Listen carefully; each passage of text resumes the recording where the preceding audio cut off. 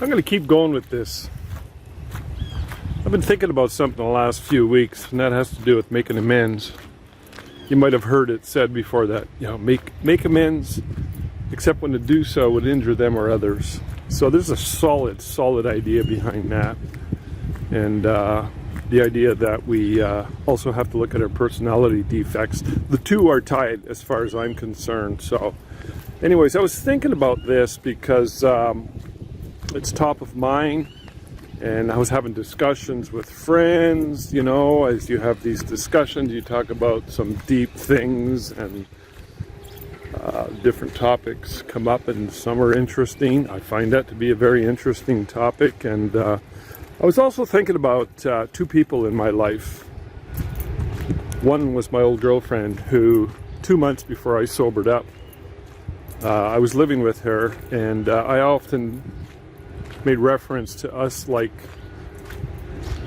we were the couple in the movie Barfly with Mickey Rourke, or Barflies. Anyways, he plays this drunk. Apparently it's loosely based on Charles Bukowski. Anyways, he's this drunk, and the relationship between him and his girlfriend, or whatever she is, that was what my relationship was like with the person that I was with 2 months before I sobered up. And we had it made. We had a beautiful house out in the country, and by all accounts everything looked good, but it was all a lie. And I knew it was a lie, and I knew I wasn't happy, and I left. I wasn't a dick about it either. I gave her the house, and I felt kind of bad, and I kind of forgot about her because I moved on. I mean, that was over 31 years ago, and I've been thinking about her lately because she died when she was 42 years old, and it was directly linked to alcoholism. And I've been thinking about her once in a while. I'm like, yeah, what was that all about? And I don't know why now, but it is what it is. And I think that thought occurred to me in part because I heard somebody say they made what's called a living amends. They were glad they were able to make a living amends with somebody. And I was thinking about that. I thought, yeah, that's kind of cool. I said, well, what about if the person's dead? And then I thought about her, and I thought, maybe I need to do something like that. It got me thinking and talking about the idea behind making amends. So, and the other person I was thinking about was my father-in-law, my wife's dad. I only met him once. He died around 2003, alcoholism. He had 3 granddaughters that he never knew. They never knew him. Because the deal was, you can be part of our lives, but there's no booze allowed. He had been in AA back in the 80s for a short while, and it didn't work. It didn't stick for him. And I wondered why, And it was such a loss. It's such a tragic loss when you think about the idea that somebody is going to choose that lifestyle over the alternative, which is such a better life, to have family and have health and emotional, physical health and all that stuff, versus the road of darkness and addiction. So I don't know for sure, but hello. But I'm in Costa Rica, still here. I don't know for sure, but I think of my father more or less, but I think of the human frailties that we're all subjected to, and that is the things that stop us from moving forward and making amends and looking at our character defects. And I think the two biggest roadblocks are pride and ego, which are lies as well. They're complete lies. But for some reason, pride before the fall. Why do we prefer to choose that over the alternative? And why does pride and ego get in the way and control us the way it does when it comes to these matters of making amends? And I mean, that's a pretty tall order to make an amend. It's a pretty tall order to look at our personality defects. And I could see where ego and pride, or false pride, would kick in almost as a defense mechanism. So, but anyways, it's a good question, don't you think? And if we can get a handle on it, we can start living our life right and going down a better, much better road. So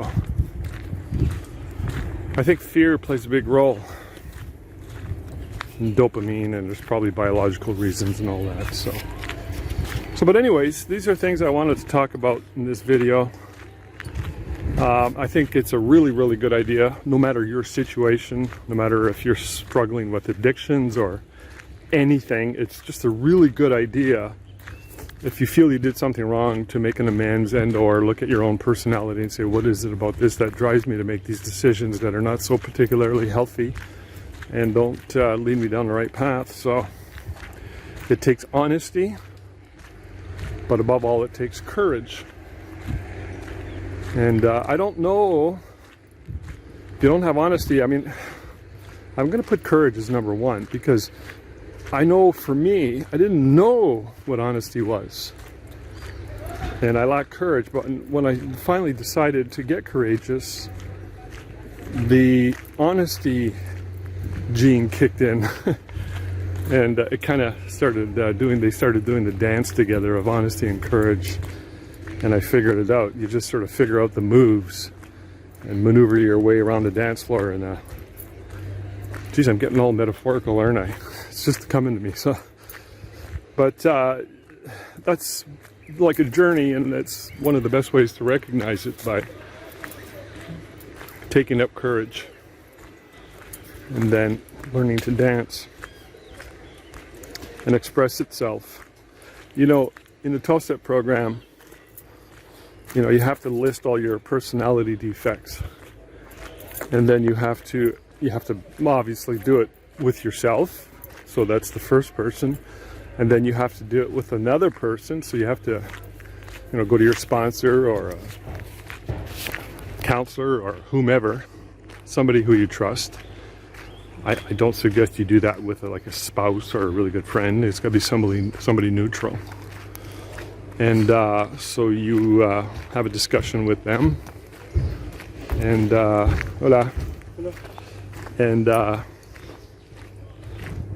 and to God. So you reveal it to yourself, to another human being, and to God. So some people have a hard time with the God thing, and that's fine.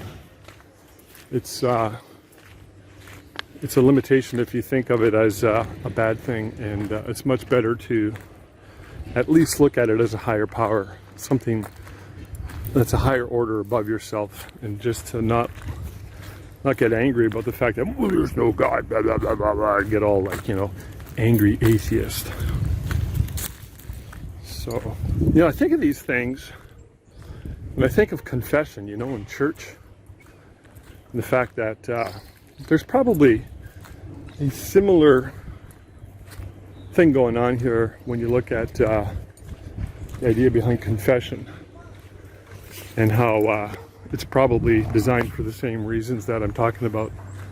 You know, even though it's sort of like a ritual now in the Catholic Church and what have you, but there's probably good reason for it, for the same reasons I'm talking about. So, yeah, I just find that interesting. So, anyways, I think it's important. It's an important step to become healthy, happy, sober, and whole, to recognize that we need to make amends, either living or dead.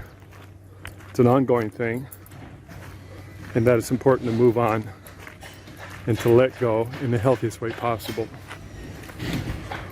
Sometimes we won't let go, and again, I mentioned pride and ego, fear, lack of courage, and if you don't, you end up with endless guilt, and I think it's going to stew inside of you, and it's just not going to, it's going to prevent you from growing, and I don't know, it might create all kinds of problems. So there'll be endless guilt there. So my job is to move on, become a better person. It never stops. Some people will never get it, and that's okay. Do the best you can. I do the best I can with what I have going on in my life. All right, that's all I got to say about that. I just thought of something else I meant to mention, and that is this I don't know if it's a poem or a phrase or a poetic series of phrases, but it's called Yesterday, Today, Tomorrow. I'm going to put it in the description down below. And I wanted to mention that because I think it really ties in with what I was talking about, insofar as there being a practical approach to life and stresses and everything, and the cause of a lot of anxiety and guilt and a lot of the stuff that feeds the ego and feeds the pride. It's a beautiful thing, so read it. You'll see what I mean. It's absolutely beautiful. Excellent words to live by and to practice in our day-to-day lives. So, all right, thanks.